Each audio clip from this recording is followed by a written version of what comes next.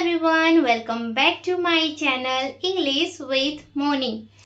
Today's related videos conjunction.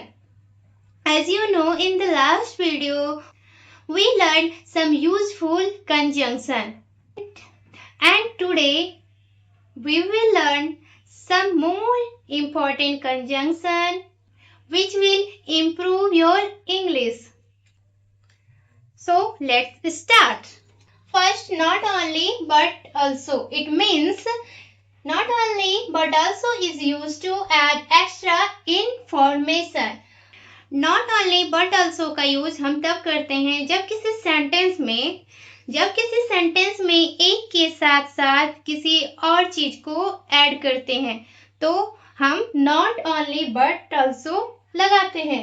इसका हिंदी क्या होता है? ना केवल बल्कि भी. ठीक है, ना केवल, नॉट ओनली, ना केवल बट ऑल्सो, बल्कि भी.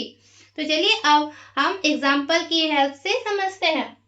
He not only plays cricket but also studies well.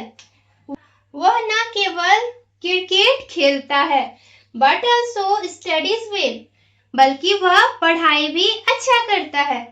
And second example, the book is not only interesting. The book is not only interesting but also useful. यह book न केवल interesting है, रोचक है, but also useful, बल्कि यह useful भी है, यानी कि यह उपयोगी भी है. Third example, she not only sings well but also dances beautifully. वह न केवल अच्छा गाती है बल्कि वह डांस भी बहुत अच्छा करती है. She not only sings well but also dances beautifully. I hope कि फर्स्ट कंजंक्शन आप लोग को समझ में आ गया होगा. तो अब आप इसका स्क्रीनशॉट ले सकते हैं, फिर हम नेक्स्ट कंजंक्शन बताएंगे. Now second conjunction is on the one hand, on the other hand. It means is used to show two opposite ideas or two different sides of situation. Means क्या हुआ?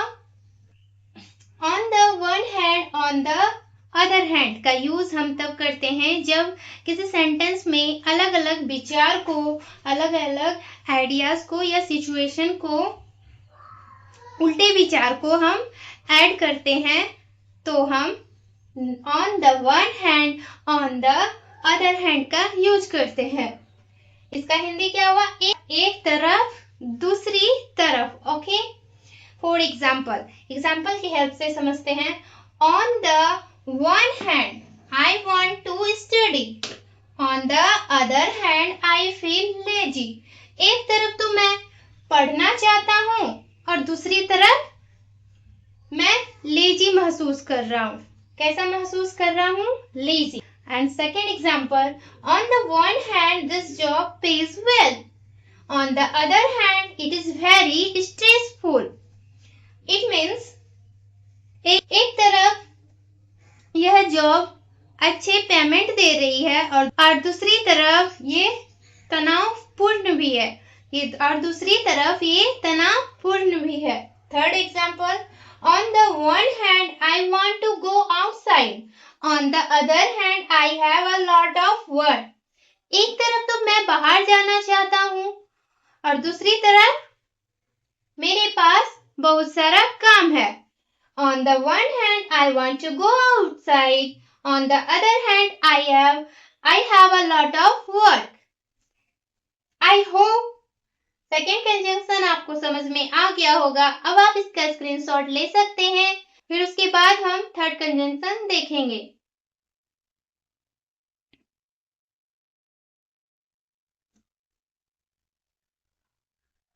Now, next on the pretext of.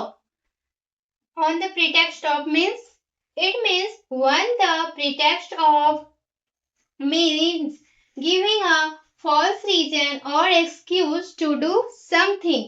means के बहाने क्या होगा? किसी के बहाने excuse करना, ओके। सॉरी। फॉर एग्जाम्पल की हेल्प से ऑन द प्रीटेक्स्ट ऑफ को समझते हैं। He left the office on the pretext of illness.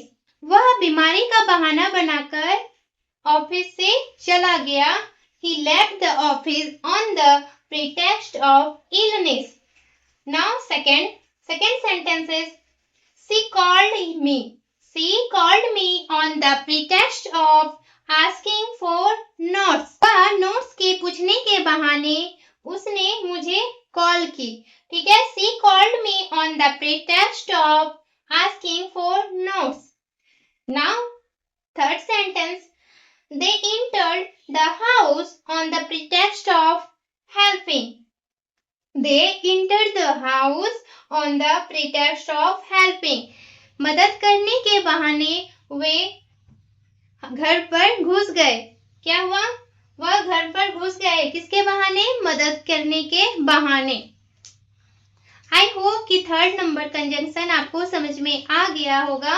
अब आप इसका स्क्रीनशॉट ले सकते हैं, तो फिर उसके बाद नेक्स्ट बताएंगे। Now next conjunction number 4। As long as means जब तक और अगर। As long as he is used to show a condition. यह क्या शो करता है? एक कंडीशन शो करता है, ठीक है। अब इसका एग्जाम्पल लेते हैं, एग्जाम्पल की हेल्प से हम समझते हैं। You can stay here as long as you follow the rules. तुम यहाँ रह सकते हो जब तक कि तुम रूल को फॉलो करते हो। Now second, as long as you try, you will succeed. As long as you try, you will succeed. It means जब तक तुम कोशिश करते रहोगे तुम सफल हो जाओगे। जब तक तुम कोशिश करते रहोगे तुम सफल हो जाओगे। Next, number 3, as long as you believe in yourself, you can achieve anything. As long as you believe in yourself, you can achieve anything. जब तक तुम अपने आप पर विश्वास रखोगे तुम कुछ भी हासिल कर सकते हो। As long as you believe in yourself, you can achieve anything. I hope conjunction number 4 आपको समझ में आया होगा। अब आप इसका स्क्रीनशॉट ले ले। Now but not the least. Number 5. Conjunction in spite of means के बावजूद। In spite of plus noun और verb प्लस ing, यानी कि in spite of जब भी लेगा नाउन लेगा या फिर verb प्लस ing फॉर्म लेगा, ओके। अब हम एग्जाम्पल की हेल्प से समझते हैं। In spite of the rain, we went outside. बारिश होने के बावजूद भी हम बाहर गए। In spite of being tired, she continued working. थकी होने के बावजूद भी उसने काम किया। In spite of being tired, she continued working. Number 3, in spite of his efforts, he failed. It means उसके प्रयास के बावजूद भी वह फेल हो गया। अब आप इसका स्क्रीनशॉट ले सकते हैं। So friends, that's all for today. I hope कि ये वीडियो आपको अच्छे से समझ में आया होगा। If you found this video helpful, don't forget to like, share and subscribe to my channel. See you in the next video. Thanks for watching.